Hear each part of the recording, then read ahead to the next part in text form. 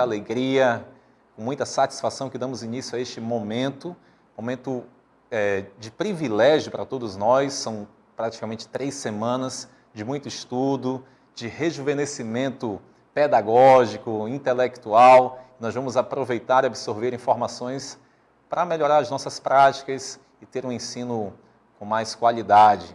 Eu quero passar a palavra agora à nossa secretária adjunta do interior, professora Ana Maria. Boa noite, meu irmão. Boa noite. Boa noite a todos. Boa noite aos nossos gestores, nossos coordenadores, né? Boa noite aos nossos professores, aos professores ministrantes daqui. Dizer para vocês, gente, que é um prazer estar aqui e desejar que nós tenhamos, né, nós aqui, vocês, uma excelente e exitosa jornada pedagógica. Como o Júnior Mar colocou, vocês terão 15 dias, né, com os maiores e melhores mestres e doutores do Amazonas, tá?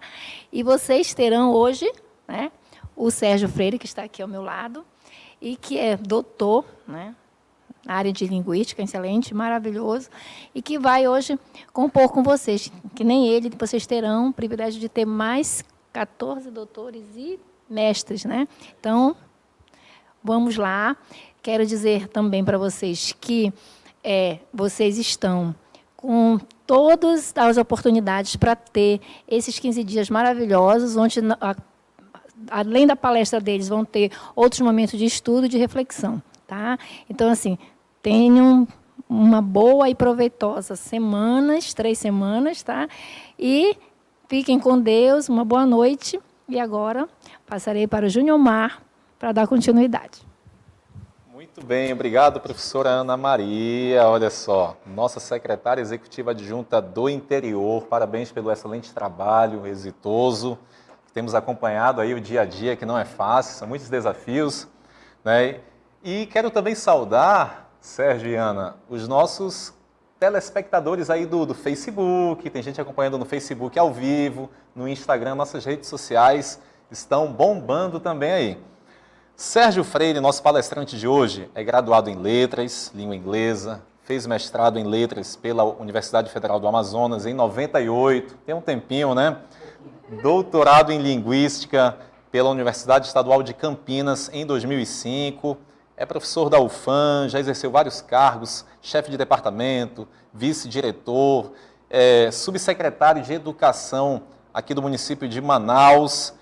E assim, o currículo dele é muito extenso, foi meu professor no mestrado, tive esse privilégio de ter essas aulas. E agora, professor, desejo que tenha uma ótima palestra e daqui a pouco nós voltaremos aqui para a interatividade, tá bom? Esses momentos agora com o professor doutor Sérgio Freire.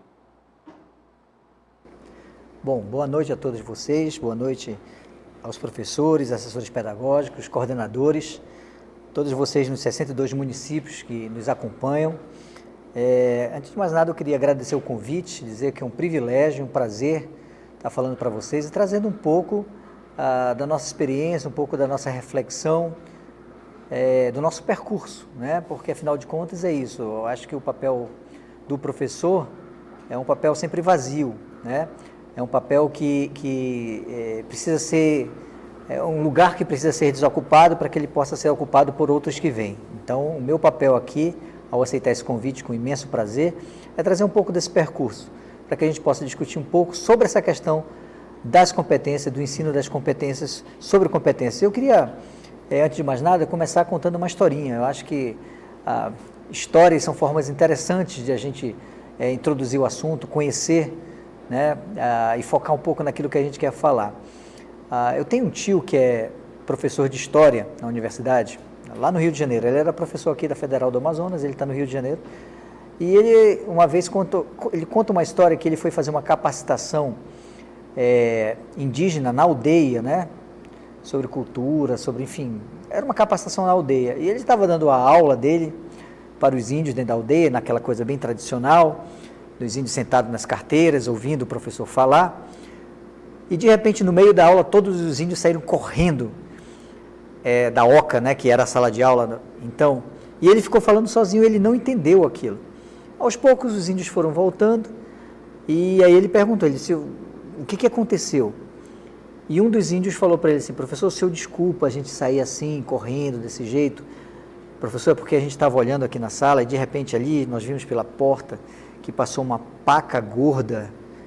E aí, professor, desculpa, mas a paca é de quem pega primeiro, né? Eu estou contando essa historinha para falar um pouquinho que esses encontros, né, essa jornada pedagógica, ela funciona um pouco como paca gorda, né? A gente precisa sair um pouco da sala de aula, a gente precisa ir em busca de outras coisas que sejam relevantes e significativas. Então, vamos pensar nesse evento, nessa conversa, como um momento de buscar a paca gorda, né? Em que a gente possa aproveitar essa interlocução, um pouco do que eu estou trazendo para vocês hoje, para que a gente possa refletir sobre a nossa própria prática pedagógica. E a palavra-chave da nossa conversa é a palavra competência, né? E aí, de novo, eu gosto muito de historinhas, a gente vai começar contando uma historinha. Na sequência, a gente começa, então, falando de uma máquina do tempo, né? Vamos pensar assim, lá atrás, no século XIX, um cientista maluco construiu uma máquina do tempo. E aí, como um construtor da máquina do tempo, ele precisava de um voluntário, ou de um cobaia, de um pioneiro, né? Depende de como a gente encara as coisas. Às vezes você é chamado de cobaia e você tem uma função, na verdade, de ser pioneiro, de desmatar coisas. E ele precisava de alguém. E quem iria usar a máquina do tempo? Ele tirou o corpo fora, ele disse, eu não posso porque eu tenho que monitorar o processo. E aí ele procurou esse cobaia, né? Quem que ele foi buscar? Ele foi buscar um médico que era amigo dele. E conversou com o médico e disse, meu amigo, eu inventei uma máquina do tempo. Eu preciso de alguém para entrar nessa máquina do tempo, para ir para o futuro, para ver como é que isso funciona, né? Topa. E o médico disse, eu topo. Isso era no século XIX, com certeza ele não falou eu topo, porque a gíria é mais moderna, mas enfim, era mais ou menos essa conversa. E o médico, então, topou, né? Ele foi para o futuro, e aí ele chegou no futuro. E aí, o que acontece? O que ele vai ver no futuro? Na sequência, a gente vê o que exatamente ele viu. Ele chegou e caiu exatamente num hospital, ele era médico. E aí, quando ele chegou no hospital, ele estranhou porque ele viu tudo diferente.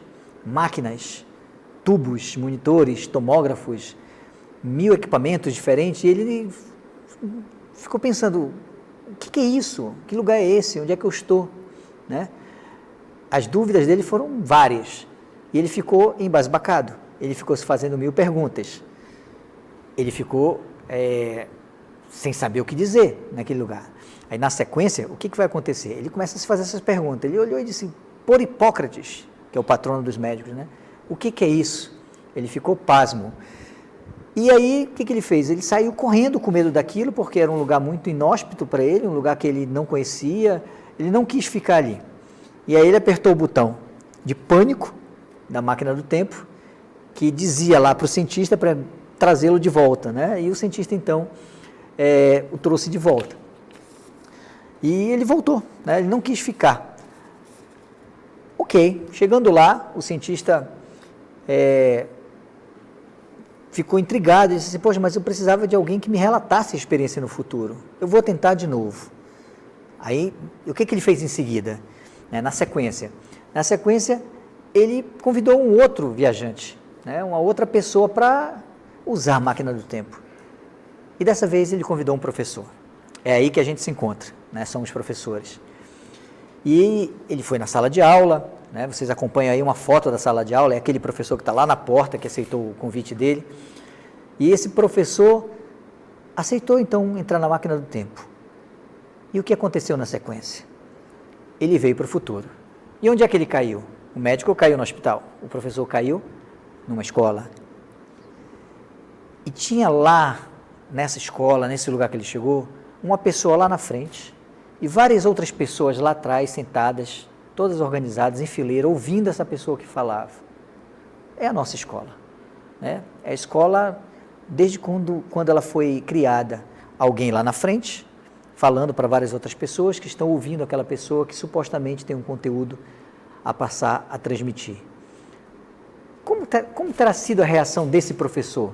A do médico a gente sabe que foi de absoluta surpresa. E a do professor? Ele teve a mesma reação do médico? Não. Ele ficou muito feliz e ficou, como a gente fala hoje, de boa, né? Por quê? Porque ele encontrou a mesma escola do século XIX. A mesma escola que ele estava com a qual ele estava acostumado. Um supervisor supervisionando um grupo, né? É a escola que é o modelo que foi criado lá atrás, é a escola modelo na Revolução Industrial, parece uma fábrica, tem um supervisor e pessoas supervisionadas. Isso serve, essa historinha serve para a gente começar a questionar algumas coisas. Por exemplo, qual é o nosso problema? Por que a escola às vezes não responde às demandas? Né? Por que se reclama da escola hoje? O nosso problema, se a gente for pensar, refletindo sobre essa historinha que eu contei, é o seguinte, vamos a ele. Nós temos uma escola do século XIX, nós somos professores do século XX, que curtimos Menudo, Dominó, né? Curtimos a...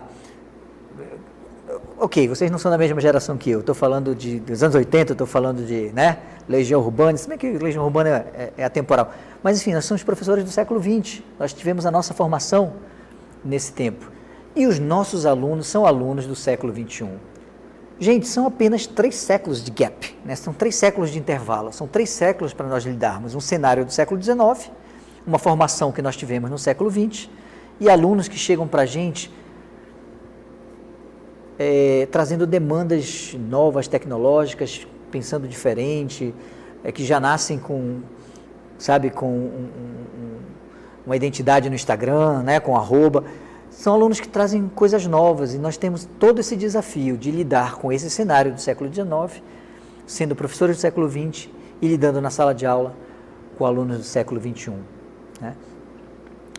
E aí esse professor então resolveu entrar na sala de aula. Já que ele estava confortável, o que ele fez em seguida? Ele resolveu entrar nessa sala de aula para dar aula no século XXI. E apesar do espaço, e apesar da configuração ser muito parecida, né, de você ter um professor lá na frente e alunos ouvindo o professor, e você ter essa mesma configuração lá do século XIX, ele percebeu que não era a mesma coisa da aula lá atrás do século XIX e da aula hoje no século XXI. A escola mudou, ela mudou as suas demandas, ela pode ter a mesma configuração física, mas ela mudou as suas demandas. É exatamente sobre isso que a gente está falando hoje. Né? Antes era uma escola do conteúdo, hoje não é mais a escola do conteúdo, hoje é a escola da informação. Mais do que da informação, é a escola do conhecimento. E aí a gente começa a fazer uma diferença conceitual. Né? A informação está aqui, na mão, eu pego, eu estico, está no meu celular, está no computador. Mas se eu não trabalhar essa informação de uma forma competente, de uma forma interessante, fazendo a relação entre essas informações, eu simplesmente vou me afogar nesse volume imenso de informação. Então, o que eu preciso? Eu preciso trabalhar essa informação de forma relacional, para transformar essa informação em conhecimento. E conhecimento é informação relevante. Foi aí que esse professor, que veio lá do século XIX e caiu no século XX, percebeu que ele não podia dar aula da mesma forma como ele dava no século XIX. Porque naquela época, e vamos lá, convenhamos, até o século XX, a escola tinha sido uma escola do conhecimento, uma escola do conteúdo. O bom aluno era esse aluno que dominava o conteúdo. E eu dou um exemplo prático. A minha mãe foi aluna dessa escola. Né, desse tipo de escola. A minha mãe sabe até hoje, de cabeça, todos os afluentes do rio Amazonas, pela margem esquerda, pela margem direita. Ela sabe todas as tribos da América Central e da América do Norte. Ela sabe o hino nacional em latim. Ela fala coisas em inglês. É até engraçado, porque de vez em quando no almoço de família a gente chega, mãe, fala em inglês. Ela diz lá, John said, mother, you must not make such a noise and come down the stairs. A gente pergunta, mãe, o que você está falando? Ela diz, eu não sei, mas eu decorei isso, porque o bom aluno era aquele que decorava. Então, para aquela escola, o bom aluno era aquele que detinha o maior conteúdo, a maior quantidade de informação. Mas mudou, porque a informação, como eu falei, ela está disponível agora. Ela está disponível no Google, ela está disponível em qualquer lugar, a gente olha para cima, ela está passeando em cima da gente. Então, a escola não pode ser aquela escola em que o professor vai lá para dar informação para o aluno, porque a informação ele tem de uma forma, inclusive, muito mais bonita e agradável que a forma multimídia da internet, por exemplo, né? A escola tem que se repensar. E foi isso que esse professor, lá do século XIX, né, precisou entender. Ele disse, não, eu preciso pensar que a escola mudou, então não dá para eu dar, apesar de ela ser igualzinha, assim, o professor aqui na frente, alunos lá atrás, eu preciso pensar em outras coisas, eu preciso pensar em outras demandas que surgiram. E que demandas são essas? E aí a gente vai usar a nossa palavra-chave da nossa conversa, que é exatamente a palavra competência, né? Vamos falar de algumas competências. A primeira competência é a competência teórica, sabe? Porque, veja bem, o que se espera de um professor, antes de mais nada? Que ele conheça o assunto que ensina. Então, se eu sou professor de língua portuguesa, minimamente se espera que eu conheça a língua portuguesa, aquela língua que eu vou ensinar, o conteúdo teórico daquele assunto. Se eu sou professor de matemática, obviamente eu preciso conhecer matemática. E assim vai. Se eu sou professor de geografia, eu preciso ter a formação e os elementos de geografia. É isso que a gente vai fazer na faculdade, é isso que a gente vai fazer quando nós participamos das formações iniciais na nossa área, na área que a gente escolhe, né? Então, essa é a primeira competência, né? A competência teórica. E essa competência a gente adquire como? Como eu disse, na formação inicial, nos cursos de graduação, e também, é claro, na formação continuada, porque o mundo continua, a vida vem e não pede licença, e a gente precisa estar se atualizando com tudo aquilo que a nossa profissão exige, né? Quantos de nós, como alunos, já ouvimos essa frase aí? Nossa, aquele professor sabe muito, mas só sabe para si, né? Você sabe que o professor sabe o conteúdo, você vê que ele domina aquele conteúdo, mas a aula não flui, a aula não acontece, o aluno não aprende, tem algum problema ali. Por quê? Porque não basta, sabe, você ter o conhecimento teórico. Olha, eu fiz graduação em letras, eu sou formado em letras, aí depois eu fiz pós-graduação, fiz mestrado, fiz doutorado, e depois de um bom tempo eu resolvi estudar de novo. Hoje eu sou aluno de novo, estou terminando o curso de psicologia. Por que eu estou fazendo isso? E eu estava falando aqui no estúdio, antes de começar, que foi uma das melhores decisões da minha vida, né, ultimamente. Porque isso, sabe, trouxe um novo gás, fez com que eu entendesse como é que é o processo na sala de aula, também como aluno, que é um outro lugar. E você ser aluno, você é aluno, ou seja, você participa dos grupos de WhatsApp, você negocia com o professor, dá graças a Deus, às vezes, quando o professor falta na última aula. Eu, como aluno, eu vibrava às vezes quando eu estava cansado e o professor não vinha também. Quer dizer, eu sou aluno. E isso faz... Por que eu estou dizendo tudo isso? Para dizer o seguinte, que a vida é cíclica, então a gente precisa estar o tempo todo correndo atrás dessa competência teórica, só que ela não adianta por si só. Não adianta eu conhecer muito um assunto se eu não penso numa coisa que a gente vai falar na sequência, né, que é o que eu chamo de competência aplicada ou competência prática, né? Essa é a segunda competência. A primeira competência é a competência teórica e a segunda competência, né, a competência número 2, é a competência prática. Que é exatamente você pegar um conteúdo com o qual você tem que trabalhar e fazer esse conteúdo ser relevante, né? Na sequência a gente vai ver mais ou menos o que eu estou falando, né? A gente tem assim, ó, eu preciso ter a competência teórica, mas além disso, na sequência a gente tem outra coisa aí, vamos ver, né? Além da competência teórica, eu preciso ter a competência prática. Que a competência prática é o quê? É dar exatamente a relevância à informação para transformar essa informação em conhecimento, né? Veja, muita teoria sem prática é blá blá blá, é verbalismo, né? Muita prática de sala de aula sem teoria é saco vazio. Então, falamos da competência aplicada, dessa necessidade de nós pegarmos um conteúdo teórico que nós dominamos, porque ele é necessário. Eu não posso dar aula daquilo que eu não sei, eu preciso estudar, eu preciso saber, mas também isso não me adianta, só isso não me adianta. Eu preciso fazer que esse conhecimento que eu tenho, ele seja relevante para o aluno, ele faça sentido para o aluno, né? E por isso eu preciso saber o que o aluno está vendo, que séries que ele está assistindo, o que ele gosta de fazer, que músicas que ele está curtindo.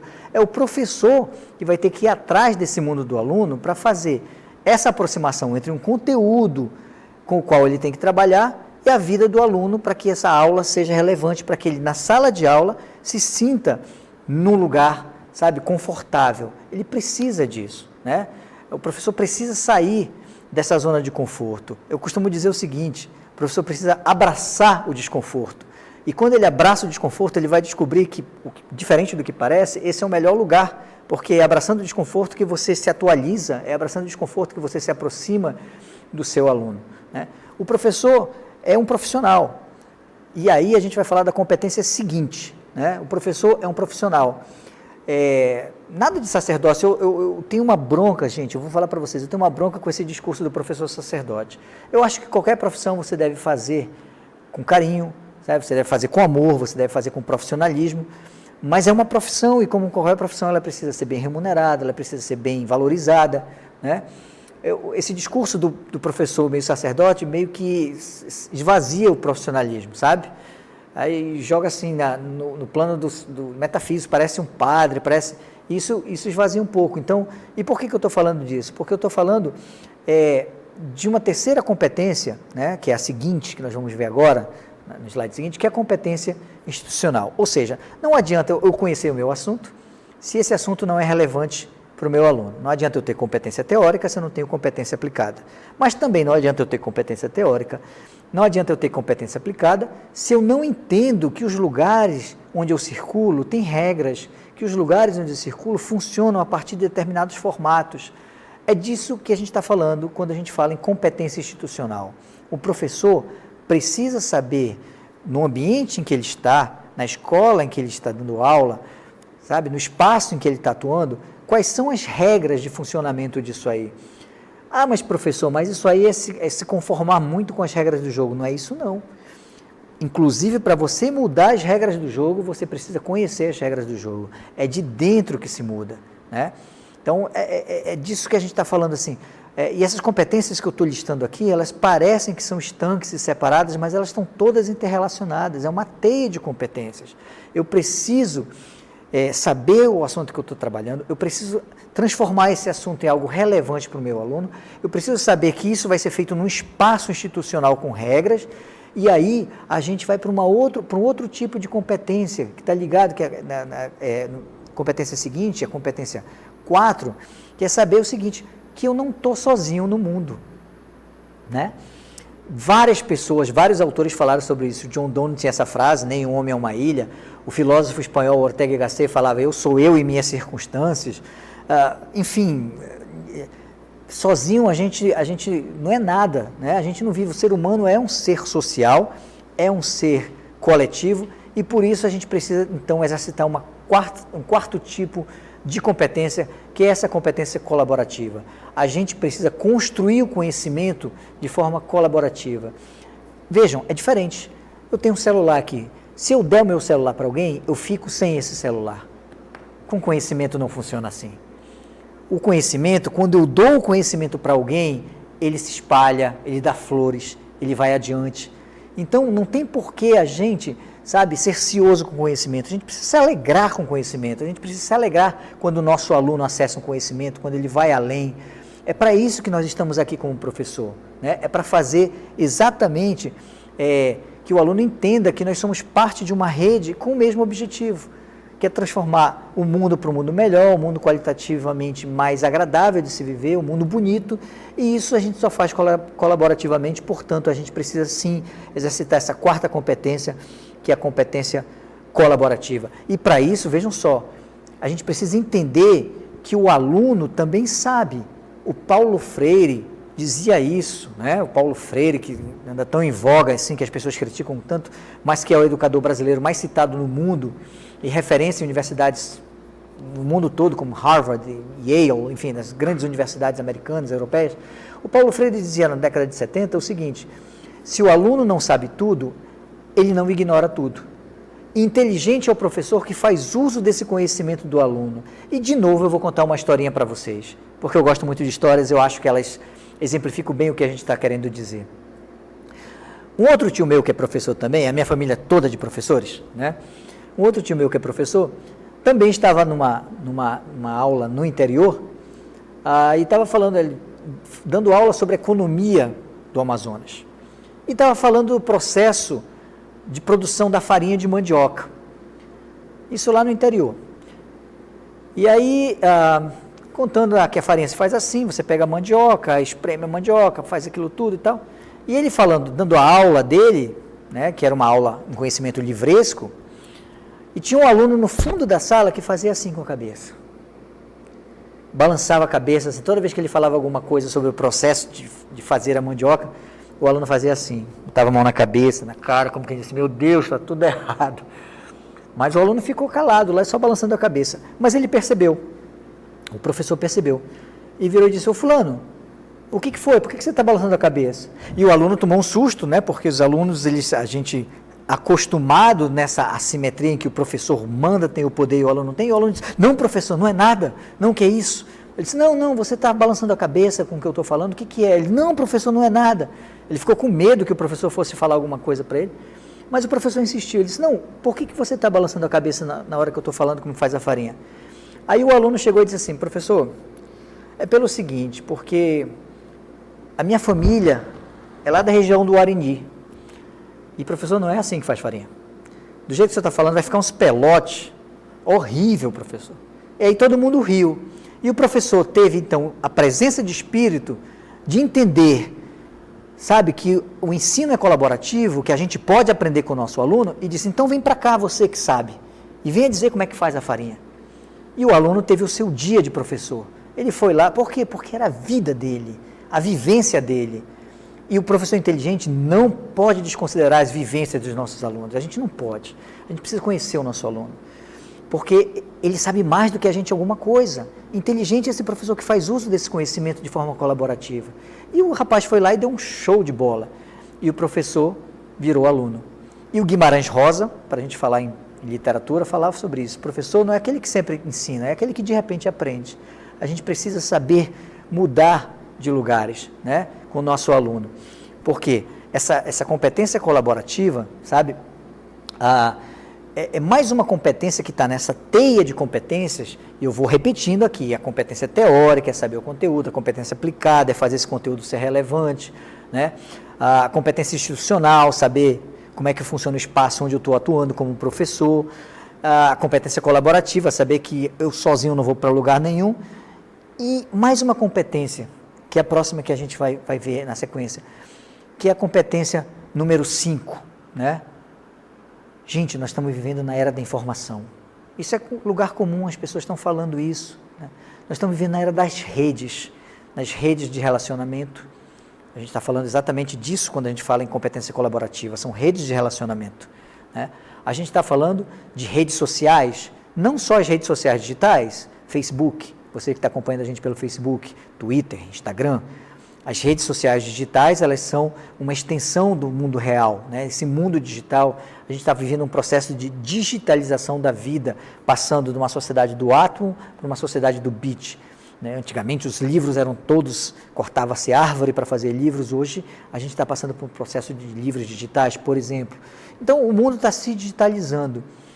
E essa geração que chega na nossa sala de aula é uma geração que tem praticamente 3 mãos, essa e essa, um celular.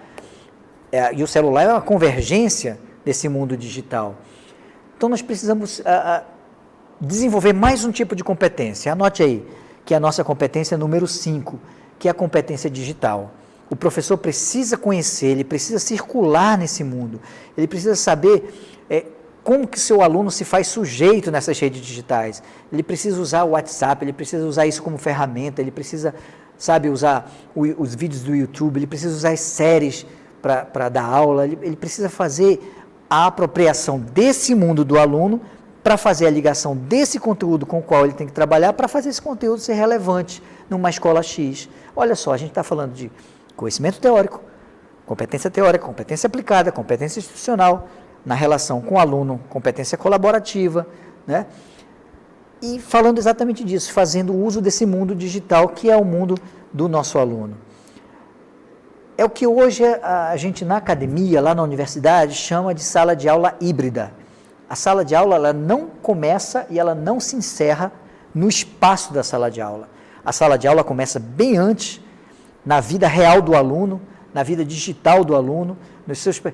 Gente, não se iludam, seus alunos seguem vocês, sabem as opiniões de vocês, e a gente precisa ser muito esperto como professor, sabe? A gente precisa conhecer nossos alunos, porque lá, nessa vida real, nessa vida digital, é onde você sabe que o Luiz gosta de música tal, que o Pedro toca violão, né? Que fulano é muito bom no que ele faz, numa atividade lá de fazer cesta, não sei. Mas é nesse conhecimento dos nossos alunos que você vai ter a informação para poder trazer essa informação e fazer o uso dessa informação de forma relevante.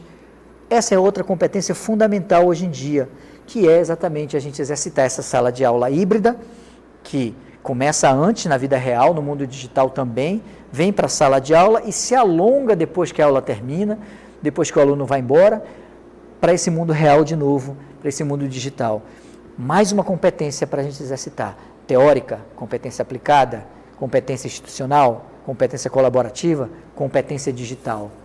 Mas vejam só, ainda há mais competências para a gente pensar um pouquinho também nessa rede de competências sobre as quais a gente está falando.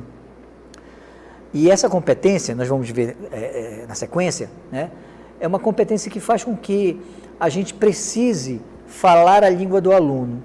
Mais ou menos está relacionado com o que eu falei da competência digital. E falar a língua do aluno não é só do ponto de vista linguístico, não. Eu tenho um livrinho que as pessoas gostam muito, que eu escrevi, que é o Amazonês, que é o dicionário, né, da nossa linguagem falada no Amazonas, com as nossas expressões e tudo.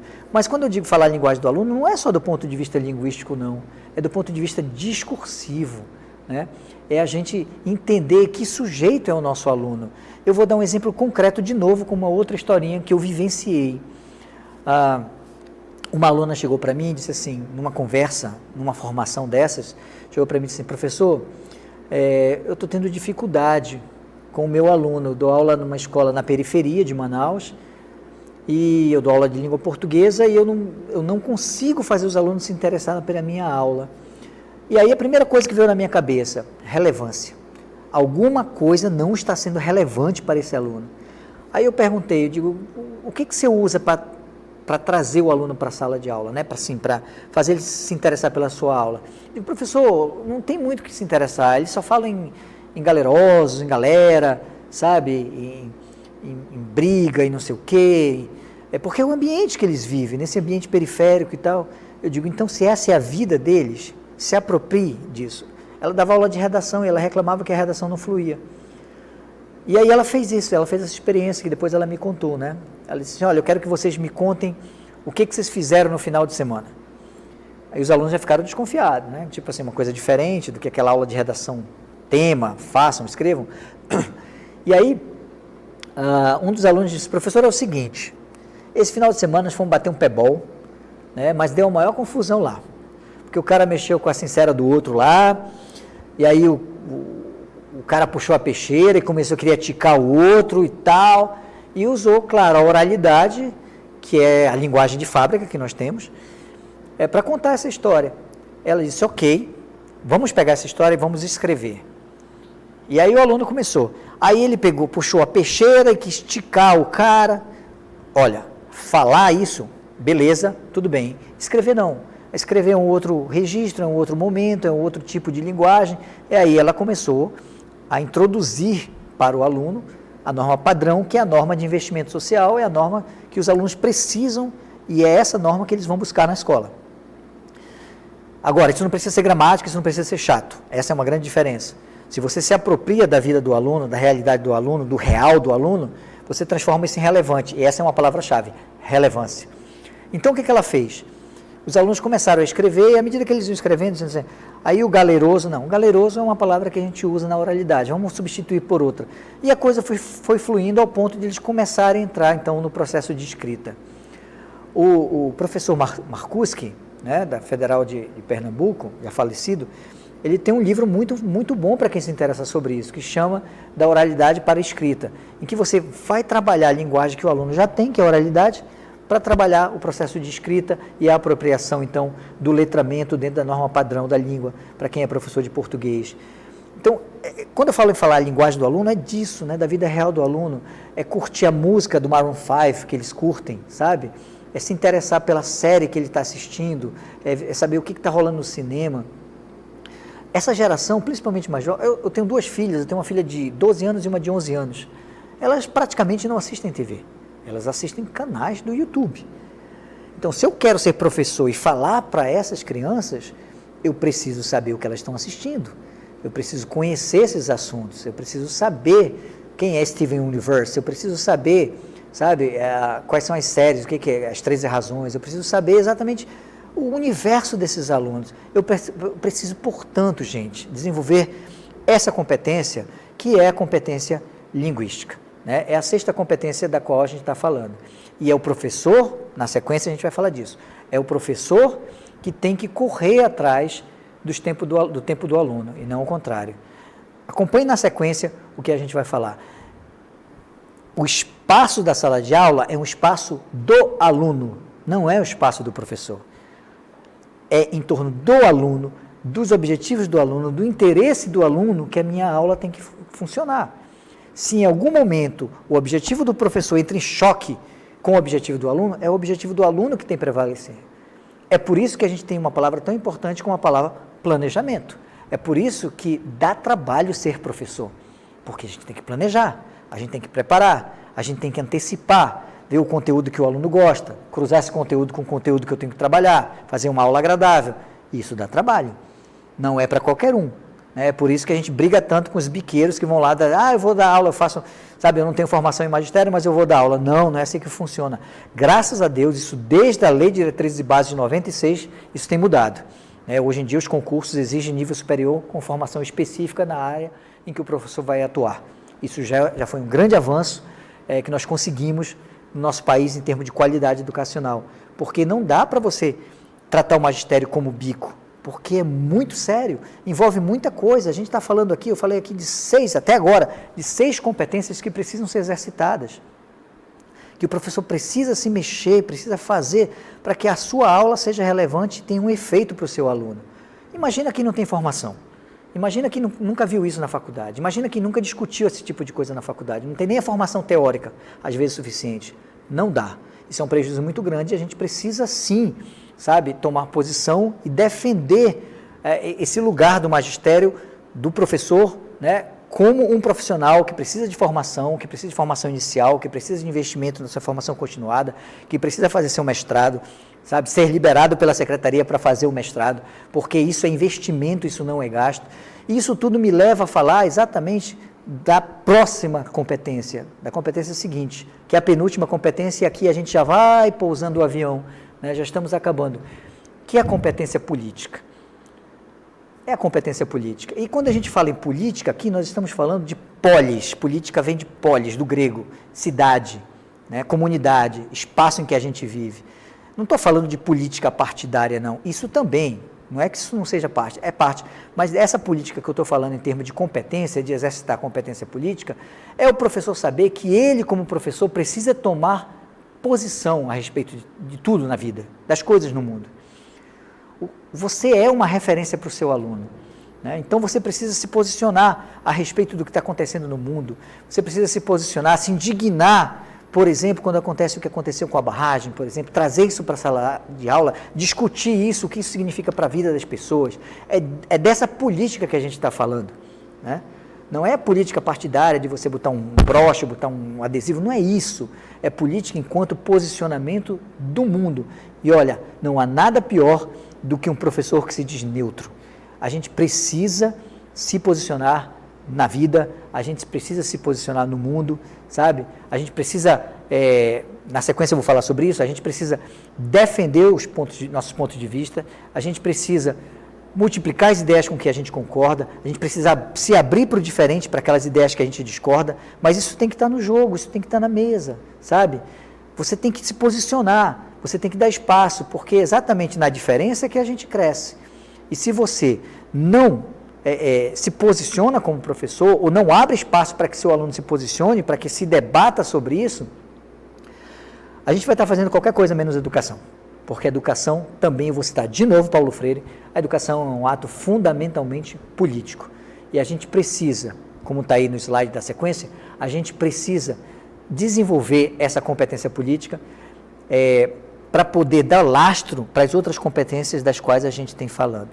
E aí a gente vai caminhando, então, na sequência, para a próxima competência. A gente falou da competência política e, na sequência, a gente vai, por fim, para a próxima competência, que é exatamente a competência afetiva. Porque um professor lida com seres humanos. Não dá para a gente esquecer disso. Isso é fundamental para a nossa prática. Nós lidamos com seres humanos.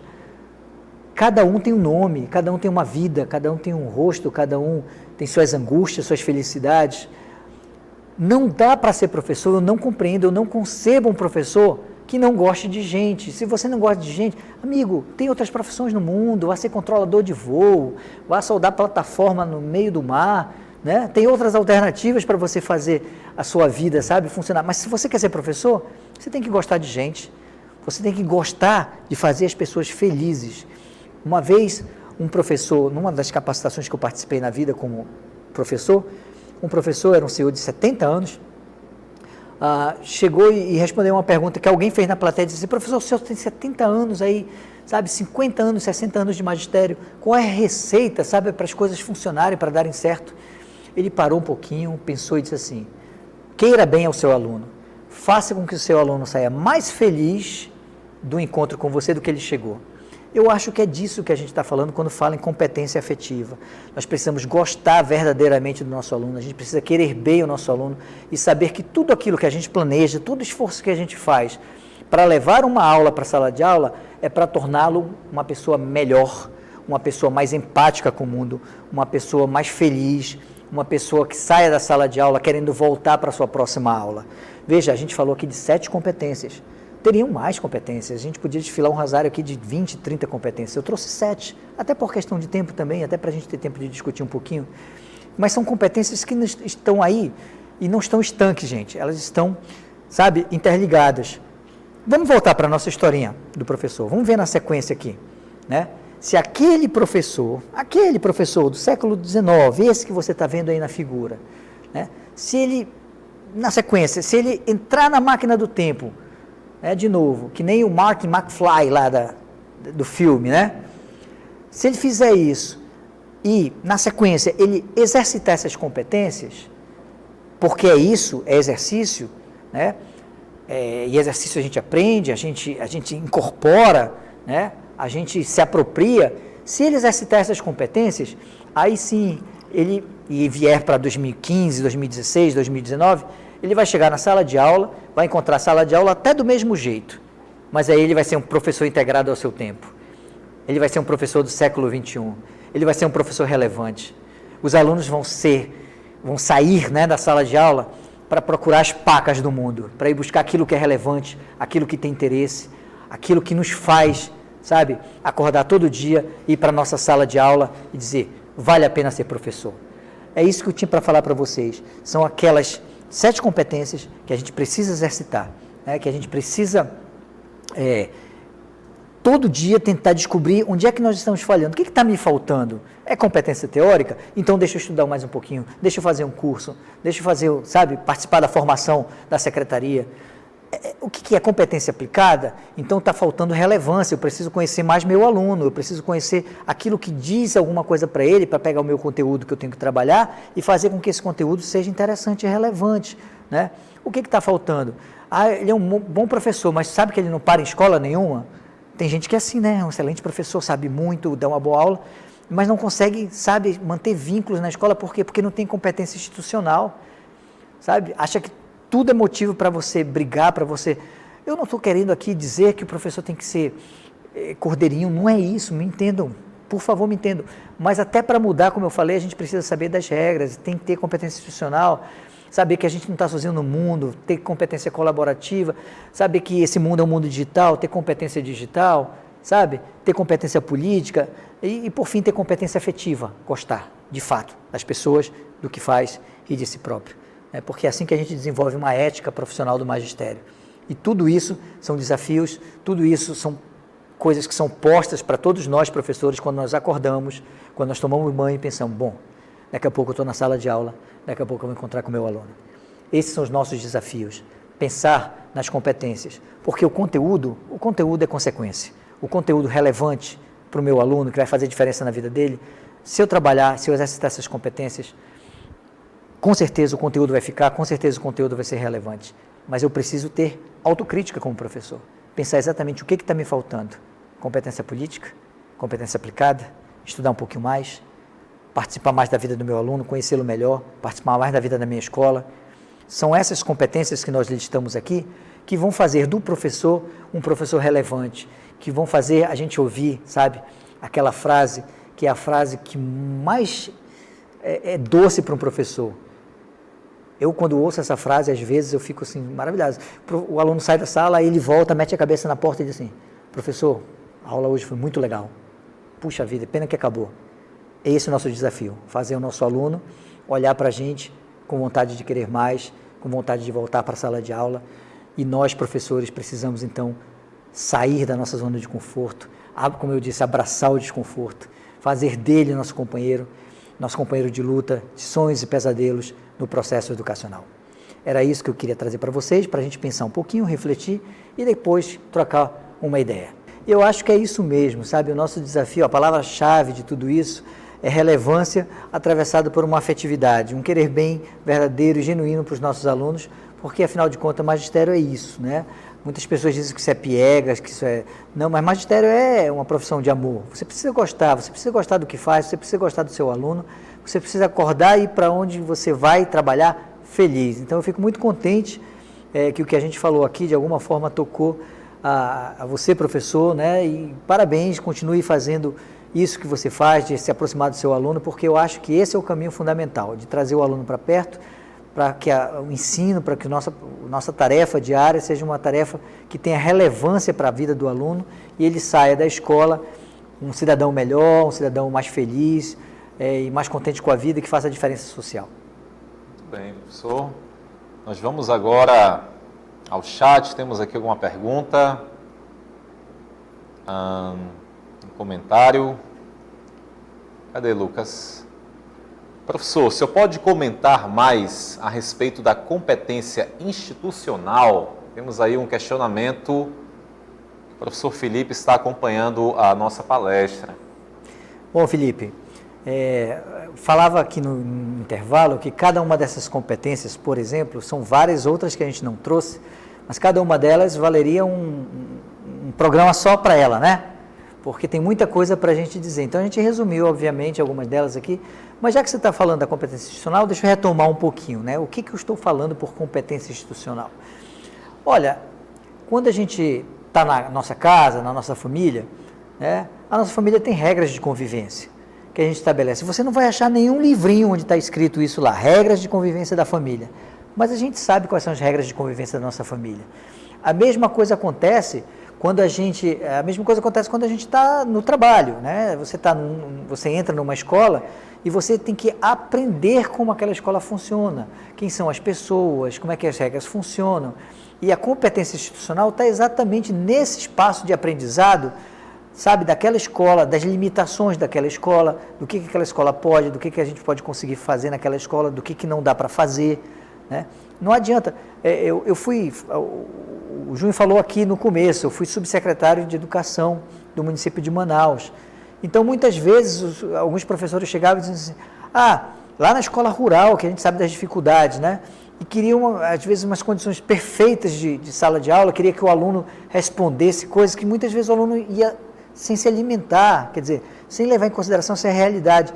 Nós precisamos ter sensibilidade. Competência institucional é ter sensibilidade para lidar com a escola na qual você trabalha, com todas as suas particularidades, com todas as suas regras, inclusive, como eu falei aqui na hora que eu falei disso, inclusive para mudar aquilo com que a gente não concorda, né? Para mudar, você tem duas formas de mudar alguma coisa que você não concorda. Uma é jogar uma dinamite, bum, explodir tudinho e dizer que está tudo ruim. A outra é quando você faz parte da coisa, você está dentro do prédio, é cortar o fiozinho da mudança com cuidado, porque se cortar o fio errado, vai todo mundo para o ar. Então, essa é uma palavra que eu acho que é fundamental quando a gente fala em competência institucional. É a sensação de pertencimento, de pertencer à escola, de querer fazer uma escola melhor. Inclusive, claro, com críticas quando elas são pertinentes e a gente precisa ter essa abertura na escola para poder fazer esse exercício político do magistério. Muito bem, então, professor Sérgio Freire abordando sobre a competência institucional, né, que foi questionado aí. E agora temos a participação de um professor ministrante aqui do estúdio. Na verdade, é uma professora, que é a Érica. Seja bem-vinda, Érica. Professor, se tratando de competências, né, aí a gente adentra na questão da competência política, que se associa à questão dialógica e de sensibilidade também. E aí eu trago uma reflexão. Nossa profissão, ela passa por um momento crítico. Por exemplo, temos a proposta do Escola Sem Partido, que vai aí, de certa forma, atingir essa competência política. E caso aprovada, né, tenderá a uma espécie de criminalização do professor. Sendo assim, a nossa resistência, nós estamos na linha de frente, ela vai ter que ser efetiva. E aí eu peço, né, uma reflexão sobre isso. Quais seriam, então, os posicionamentos e caminhos que o senhor, né, proporia, ou melhor, né, quais os seus pensamentos acerca desse momento tão importante e crítico que nós estamos vivenciando? Érica, eu acho que é uma excelente pergunta para a gente refletir, porque realmente nós estamos num momento muito delicado para a nossa profissão, né? Inclusive, algumas pessoas elegem os professores como inimigos, né? Então é isso, nós somos inimigos e tudo que a gente não é inimigo, né? Se a educação, de novo eu vou citar Paulo Freire, gente, se a educação não muda tudo, ela muda pessoas e as pessoas mudam as coisas, né? Então nós precisamos pensar nisso. E há um trabalho ideológico, porque é muito irônico até, porque as pessoas que estão fazendo esse ataque ao magistério, né, que estão fazendo essa proposta da escola sem partido, dizendo que, sabe, discutir processos ideológicos, se posicionar na escola, deturpar a cabeça dos alunos. Então, tem um discurso que está funcionando nessa linha, nessa direção, né? E o irônico disso tudo é que essas pessoas dizem assim, nós precisamos de uma escola sem viés ideológico, né? Como se o que está sendo proposto, como que está sendo colocado para os professores não fosse um processo ideológico, né? Então, a primeira coisa que a gente precisa estar muito atento, gente, é que todo processo subjetivo do sujeito, do professor, é um processo ideológico. Ninguém está fora da ideologia, né? Ideologia é isso, é você se posicionar em relação àquilo que você acredita como verdade para o seu grupo, aquilo que você acredita como verdade, sabe, para o seu espaço, para a sua comunidade. E aí, nós temos uma responsabilidade, você usou uma palavra que eu acho muito importante, que é a palavra resistência. Nós precisamos, cada um dentro do seu espaço de anunciação, o professor na sala de aula, o assessor pedagógico na sua assessoria, o coordenador do distrito, o diretor da escola, todos nós precisamos ter a clareza que esse momento é um momento de resistência, é um momento de defesa da nossa profissão, é um momento em que a gente precisa se posicionar, e aí a gente volta, né, a falar da competência política, se posicionar nesse sentido, de se colocar a favor de uma educação que inclua, que não exclua, né? Uma educação democrática, uma educação que respeite a pluralidade, mas que garanta o espaço das minorias, porque elas são minorias, elas precisam desse espaço político, e nós, professores, temos um lugar privilegiado para falar sobre isso, né? Então, nós não podemos fugir a essa responsabilidade histórica da resistência nesse momento em que a gente passa como professor. É um momento em que, de certa forma, algumas pessoas no extremo estão até criminalizando a profissão do professor, né? Você começa a se sentir incomodado em dar sua aula. Será que vão, sabe, me denunciar e tal? A gente não precisa ter a gente ainda vive numa sociedade democrática. E a gente precisa lutar por essa sociedade democrática, ainda que venha na direção contrária outros ventos que realmente não nos interessam, que realmente não farão bem à sociedade como um todo, porque são ventos excludentes, né? São práticas que vão excluir pessoas, que vão excluir minorias, que vão excluir os quilombolas, os indígenas, os negros, as mulheres, sabe, as pessoas que têm outra sexualidade, né? Enfim, essa pluralidade toda precisa ser pensada em como pode ser trabalhada na escola. E há para nós essa demanda, essa responsabilidade histórica de exercitar essa competência política nesse sentido de se posicionar como professor e dizer, não, esse espaço da escola é um espaço plural. Esse espaço da escola não pode ser um espaço que pense de uma forma só e que exclua as outras formas de pensar. A gente precisa ter respeito às diferenças e é na diferença que a gente caminha, né? Porque se eu estou só entre iguais, não tem diálogo, eu estou repetindo aquilo que todo mundo acredita. A gente avança como sociedade exatamente na diferença, mas isso requer responsabilidade, isso requer compromisso, isso requer competência política, que precisa ser mais do que nunca exercitada nessa sua pergunta, que é absolutamente pertinente para o momento em que a gente vive. Professor, a gente precisa fazer um pouco, eu acho, o histórico da educação brasileira, né? Por muito tempo, até a década de 2000, mais ou menos, havia ainda muita criança fora da escola, né? Então, nos anos 2000, eu acho, principalmente na época do governo do Fernando Henrique Cardoso, com a criação do Fundef, que depois virou Fundeb, né? Nós conseguimos avançar bastante com a universalização do ensino. Hoje, praticamente, você não tem crianças fora da escola e idade escolar, né? Você tem ainda os descompassos, né? Educação de jovens e adultos, por pessoas que não fizeram a escolarização naquele tempo que deveria ter sido feito. Mas as pessoas, as crianças em idade escolar estão em idade escolar. Virtualmente, você tem um caso ou outro, mas nós conseguimos universalizar o ensino, ou seja, todas as crianças estão dentro da escola. Isso é um dado histórico, só para contextualizar, para eu tentar responder a sua pergunta quanto à questão dos professores. Hoje, eu acho que o grande desafio das secretarias de educação, né, dos estados, já que a gente já universalizou, colocou toda a criança na escola, tanto no município quanto no estado, hoje o grande desafio é qualitativo, né, é melhorar a qualidade dessa escola. E melhorar a qualidade passa fundamentalmente pelo professor.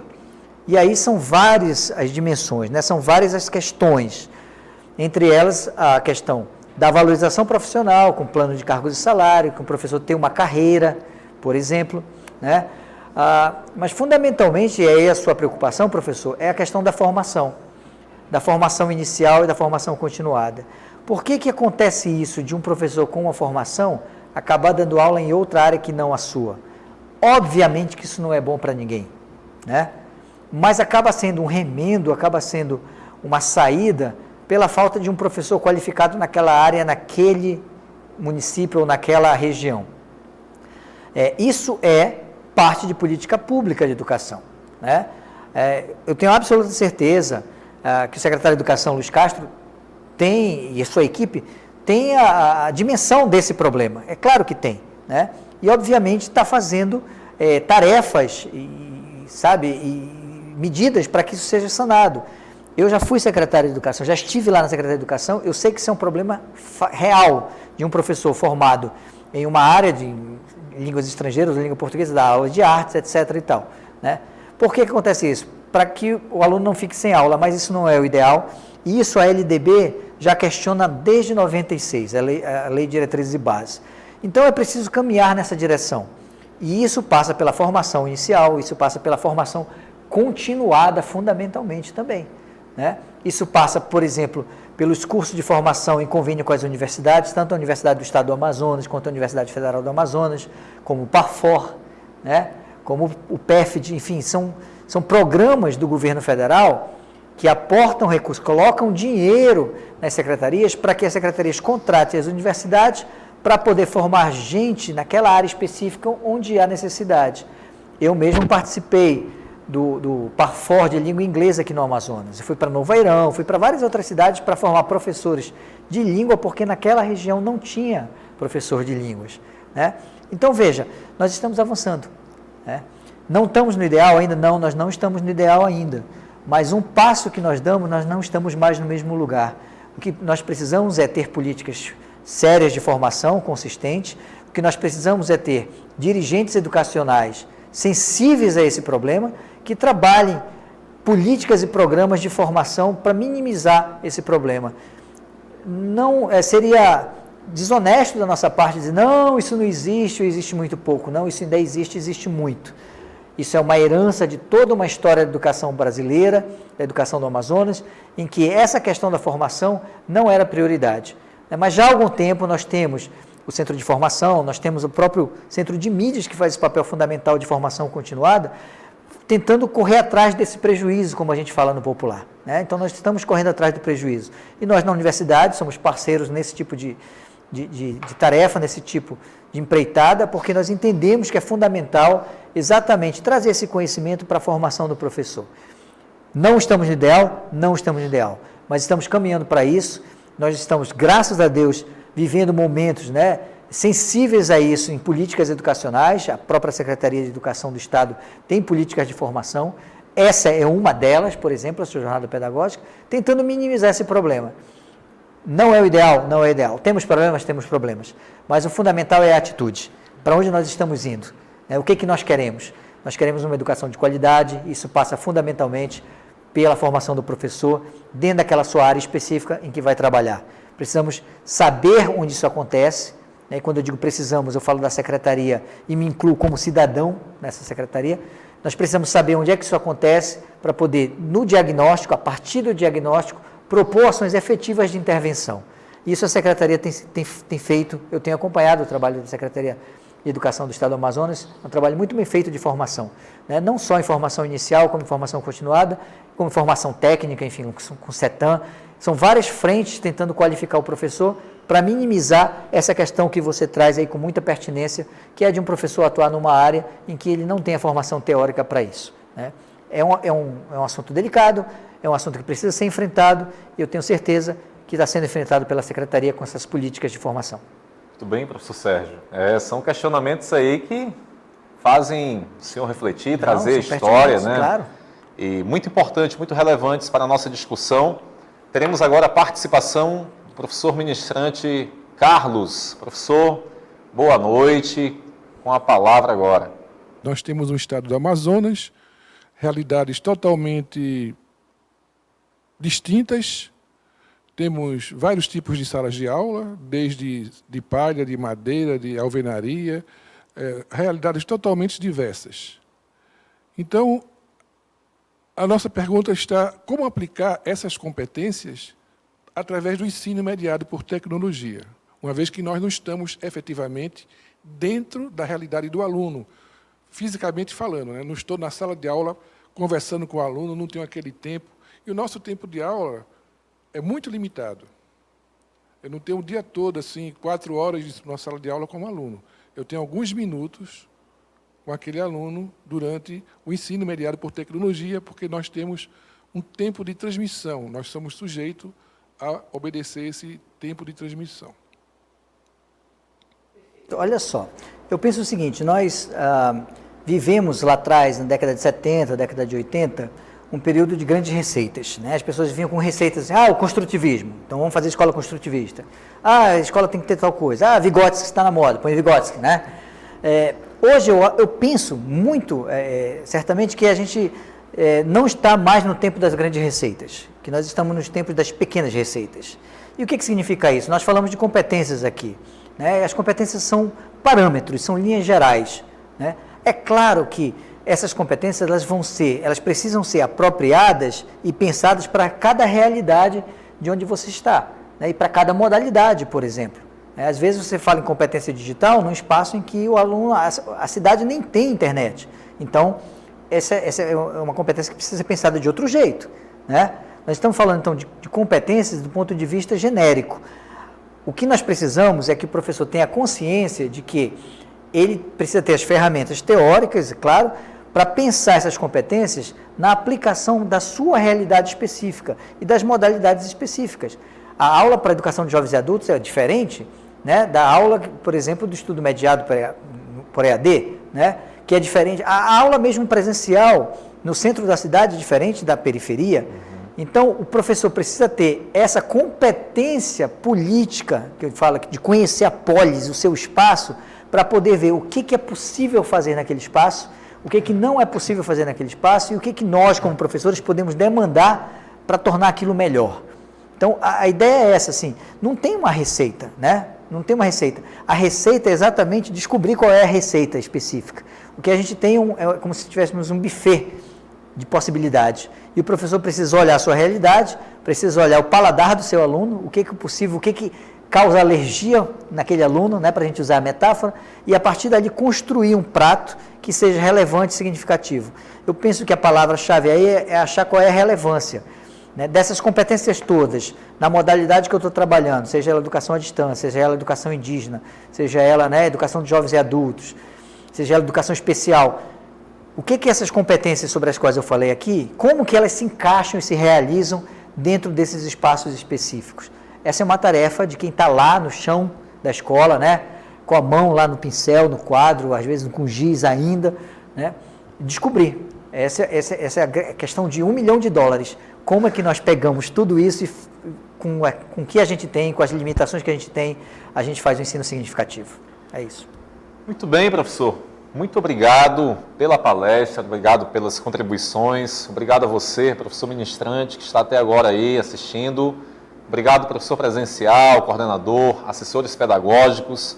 Obrigado aos que nos assistem pelo Facebook, pelo Instagram também. Tenham todos uma boa noite. Amanhã temos mais palestra, mais jornada pedagógica para o nosso enriquecimento nas nossas aulas. Obrigado, professor. Deus lhe dê um bom descanso. Eu que agradeço. Obrigado.